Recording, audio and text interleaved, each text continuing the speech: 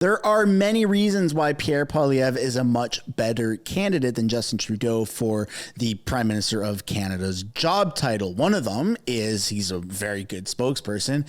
You know, he knows how to get people riled up. He's kind of like an anime character too when he adjusts his glasses and he just like right before he finishes them, he like adjusts it, and it's kind of like a movie thing. If you know anime, then you know what I'm talking about. If you don't, it's just over your head. But he has a lot of great policies, but most importantly, he's a very well spoken individual, and yeah, that's part of the job. You have to be able to get your message across without juice box water bottle thingy. Trudeau can't even finish a sentence without doing the thinkable. Pierre Poilievres, on the other hand, doesn't really do a lot of So we're going to take a look at this very awesome chilling speech that Pierre Poilievres gives. It's about 5.5 minutes or so. It's awesome. You're going to love it. I want you to stick around for the entire thing. And he drops a lot of knowledge bombs. Whoa, knowledge pieces. Hey, whoa, let's not get flagged. Welcome back to another video, everybody. Before we switch screens and get into it, I want to encourage you to give a like and subscribe if you haven't already. Helps grow the channel, helps fight Trudeau's suppression, and we're like this close away from 300,000 subscribers. It's free to do. I know I say it in every video, but over 60% of the viewers are actually not subscribed. So just check. Why not? It's free. Helps fight climate change from what I hear. All right, without further ado, here we go. Madam Speaker, we are now living through an experiment, unprecedented experiment. It's tried about every 30 years as soon as the last experiment is forgotten. It's the idea that the government, if the government sees something that moves, they tax it. If it keeps moving, they regulate it. If it stops moving, they subsidize it. This is, of course, a quote I take from a famous American president who took the opposite approach. But it is the approach that we're living with right now. What are the results of a government that interferes to block Canadians from building things for themselves and then tries to subsidize that very building after the fact? The result is that the cost of everything is rising. The cost of government is driving up the cost of living. The government has produced $500 billion of new money that bids up the goods we buy and the interest we pay. And now Canadians face the real threat of a mortgage meltdown when those rates rise further. We see this approach, though, played out again and again. For example, they block 2 pipelines, but then subsidize a third. It's not that they're against pipelines, Madam Speaker. It's just that they're in favor of only a pipeline that can be built with 30 billion tax dollars. Exactly. They block mines. They blocked all of the mines in Northern Ontario's Ring of Fire, and now they want to subsidize those very same mines. Exactly. They tax small businesses, and then they claim they're coming up with subsidies to bail out those very same small businesses for the cost that the government made them pay. They claim their carbon tax works like this. They'll take the money away and give it back, and somehow it'll be worth more than when it left. Madam Speaker, of course, we now know that everyday Canadians are paying more, vastly more, in these taxes than they get back in return. The experiment fails. Every 30 years or so it happens,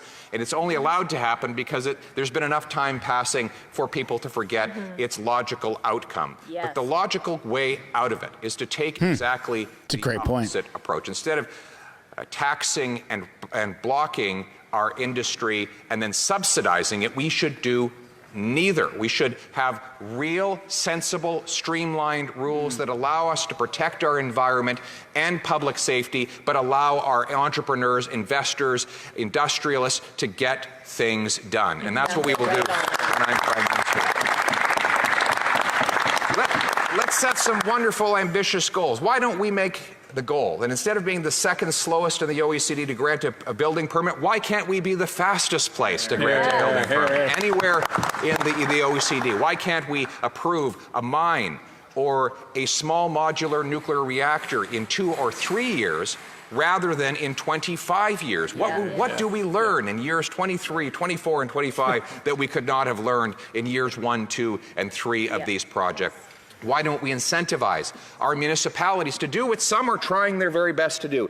For example, the mayor of Walkerton just streamlined and sped up the approval of housing so that he could bring 3 60-unit apartment blocks in several months. In the Great Squamish people of Vancouver, right inside the city, don't have to follow Vancouver's bureaucratic rules because they control their own land. They were able to speed up and approve 6 600,000 units of housing on 10 acres of land. That's 600 Holy smokes. units of housing per acre. That's people who will now have homes because the Squamish know how to do what so many local government bureaucrats do not allow, which is to approve projects and get them built. It reminds me of the great Aubrey Moody, who was the mayor of Nepean. And Jack May went and saw him on a Sunday morning before he got to go to church and said, I want to build a car dealership, I've got a piece of land. The next day at the local town hall, the lawyer sat down with the engineers, they stamped and within 48 hours there was approval, and within 72 hours there was construction, and the car dealership is still standing safely there 70 years later. Wow. That's common sense. And in that way, we can build homes that people can afford, build businesses that pay higher paychecks, lower the burden of tax on the backs of the hardworking people, let them bring home more of their paychecks. That is the purpose of our government. It is to make Canada work for the people who do the work, by bringing home lower costs, by eliminating the carbon tax and the inflationary deficits, bringing home powerful paychecks with lower taxes that reward hard work, and by removing gatekeepers to build homes and to allow First Nations to develop their economies and our people to develop their own industry, bringing homes people can afford, by removing gatekeepers, freeing up land, speeding up permits to build, bringing homes, safe streets for our people, with consequences for repeat violent offenders, not by targeting our lawful firearms owners, and bringing home our freedom again by eliminating the censorship and the centralized control that this government has attempted to impose on the people. So in other words, when we say bring it home, it means using this House to bring home the power, the control, and the money back into the hands of the entrepreneur, the worker, the everyday, extraordinary people who know better than anyone in this room how to chart their own course and live their own lives. It's common sense. It's the common sense of the common people, united for our common home, your home, my home, our home. Let's bring it home. There you go. Not one hiccup. I don't know about you, but I certainly didn't hear one single hiccup. And he has so many great points. It's not just about talking without doing ums and ahs.